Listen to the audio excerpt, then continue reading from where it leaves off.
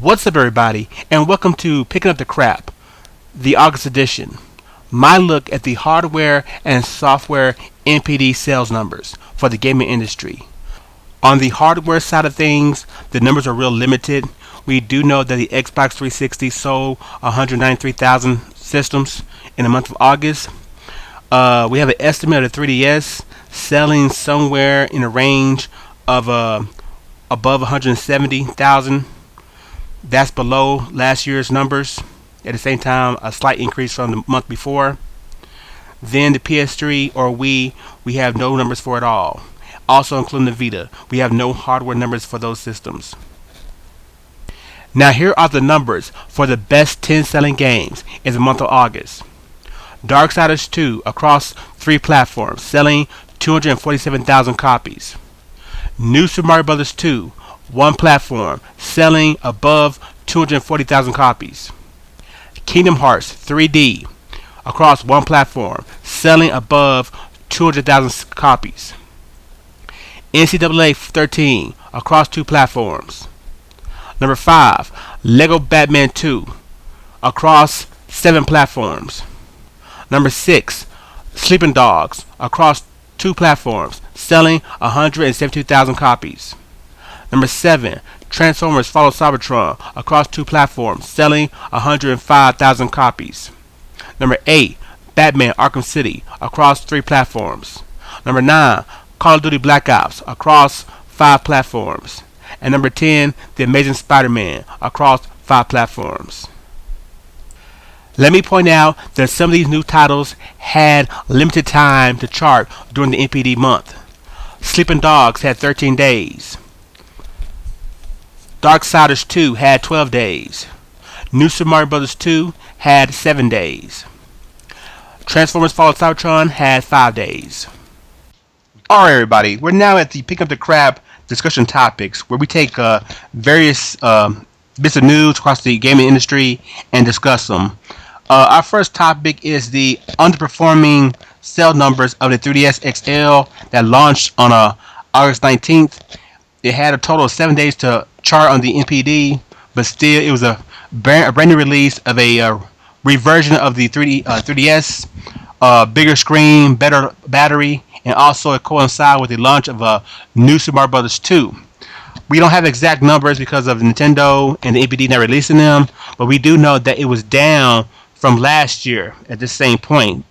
So I believe I don't know the exact numbers overall, but it was down from last year. Shooter, I'm gonna ask you, what do we have to say about this? In your opinion, what do you think the problem is?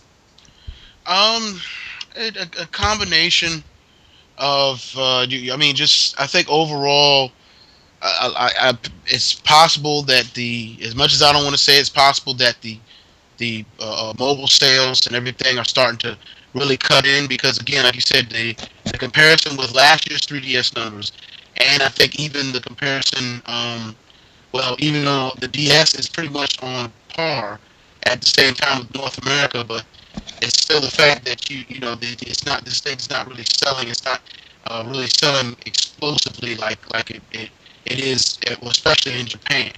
Right. Yeah, I totally agree. At this point, price is not a problem. It shouldn't be. The battery life was improving the XL, and there's a huge lineup of games on the market currently. So if you love games, if you love a portable handheld device, this should be a go-to system.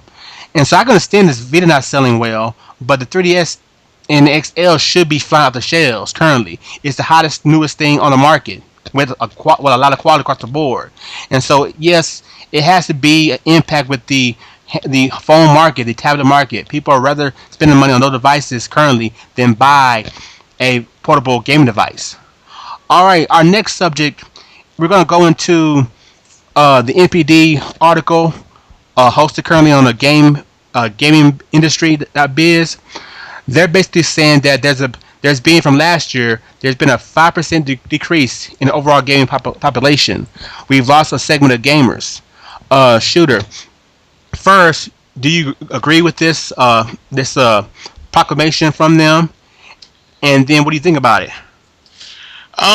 I agree, not 100% with it, but I agree, especially on the factor that yes, there's definitely an increase as in what they consider the casual or the young gamers, especially with in the mobile market, as we mentioned before. What I don't really agree with is as far as the decline. That decline, it does fall more towards other areas and with other gamers rather than that of the casual gamers. Exactly. If you look at the NPD numbers for August, you look at all these great games that launched, these sequels to franchises that came out a couple years ago that sold pretty well, and all these sequels are pretty much flopped. They've had various days to chart on NPD from 13 to 5, but still, they're selling in the sub 500,000 range. They're selling in the sub 250,000 range. And we have multiple consoles here, not just one system. We're talking about three systems in cases, and they're selling 247,000 copies, where they have a budget of 2 million copies they need to sell to be able to be successful, to at least break even. And so, if anything, if the casual gamers are not playing, DSs anymore and Wii's, and they decide to move on to the digital side, the iPhone, the tablets, the things like that, the Kindles and stuff like that, your core gamer, the guys who've been buying PS3s and 360s, they're definitely the ones who either drop off the face of the earth or decide to spend their money on something else because they're currently not buying these games, which they bought before, especially if they're a loyal fan base. Our last subject matter is it goes off of that. There's a decline in gaming right now. Hardcore gamers are not buying traditional hardcore games. Your casual market, your supposedly casual market, they're moving on from consoles to dedicated handhelds to the mobile market, to the tablet market. Is this a sign that the current gaming industry as it is about to collapse? We don't have people buying, your core who bought sequel, who usually buy sequels to anything and everything, are not buying it. Are their tastes changing? Have they decided they don't want sequels anymore? But then at the same time, something like Sleeping Dogs, a brand new IP, it bombed too on two consoles. And so you can't use that excuse as they don't want to buy sequels anymore because they're not buying new IPs either. If the core's not buying games and the casuals are who coming in, you want to make your new core are not standing around long enough to become your new core, and then moving on to the next set, the next trend, the next new hotness. What do you think this says about the overall state of the industry? Are we looking to a point where it could be collapsing for real? Well, I certainly hope not, but it is bad. That's the thing. That's the direction it could head, especially with the amount of money that's spent on making these games, or developing and producing these games. If you're not, again, you don't break even, just like you brought up about Darksiders 2 a while ago. If you're not going to break even, then that's you can forget about it. You know, but nonetheless, you got these a lot of gamers. They have to realize that if you want the market to stay around or whatever, you can't just take it for granted. If your taste change, okay, that's one thing, and that's going to be something on the developer side. But at the same time, you got a lot. I'm just to put it out there, you got a lot that talk big about supporting games, but they don't even support them, and then this is the result. So it's definitely, yeah, you gotta buy these games in order to keep things afloat. Exactly. We have the iPhone 5 that was announced today. It's going to be on sale September 21st, 199, and odds are it's going to sell millions of pieces of hardware. People are going to buy it left and right. I know it's a phone you buy for the purpose of using a phone, but people are going to spend that money even though they already have a phone that's working perfectly fine. And they're going to buy this for these little add-on features or whatever. Yeah, we have people who are dedicated gamers who love the art of video games, the stories, the gameplay, the whatever.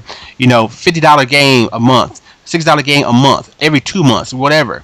They're not going to spend that anymore. And the excuse being that games are too expensive now. Well, games were a lot higher back in the cartridge days. You know what I'm saying? Yet those Hmm. games sold millions out the jump. And so I don't know what it is, but it's not the industry is not healthy right now at all, and we're not bringing anybody in to take up the slack. And at the same time, the old guard is losing interest or they're dying out. But if I was a game developer right now, I'd be very worried. If you're not someone who got a real loyal fan base or know how to make hits, you're biting your fingers right now. Well, everybody, I hope you enjoyed this episode of Pick Up the Crap for August. Please join us next month as we look at the September numbers. Hopefully, some of these games will rebound. I doubt it, but still, please join us for Pick Up the Crap. I'm your host, the one on Jodecideion. And this is the shooter. Be real, have fun. Have a good night. We'll see you next time. Take care.